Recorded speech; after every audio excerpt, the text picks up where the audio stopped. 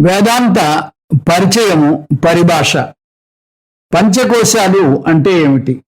అన్నమయ కోశము, ప్రాణమయ కోశము, మనోమయ కోశము, విజ్ఞానమయ కోశము, ఆనందమయ కోశము అనేవి పంచకోశాలు.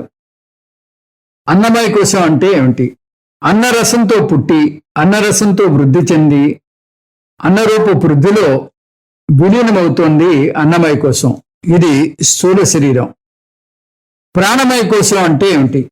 ప్రాణము, అపానము, వ్యానము, ఉదానము, సమానము అను పంచవాయువులతో వాక్కు, పాని, పాదము, పాయువు, ఉపస్థు అను పంచ కర్మేంద్రియాలతో కూడినది ప్రాణమయ కోశం. మనోమయ కోశం అంటే ఏమిటి? పంచ జ్ఞానేంద్రియాలతో కూడిన మనస్సు మనోమయ కోశం. విజ్ఞానమయ కోశం అంటే ఏమిటి? పంచ జ్ఞానేంద్రియాలతో కూడిన బుద్ధి విజ్ఞానమయ కోశము. ఆనందమయ కోశం అంటే ఏమిటి? అవిద్య మన్య సత్వమై ప్రియాది వృత్తితో ఆనందంతో నిండిన కాణ శరీరాన్ని ఆనందమయ కోశం అంటారు. దీన్నే కోశ పంచకము అని చెబుతారు.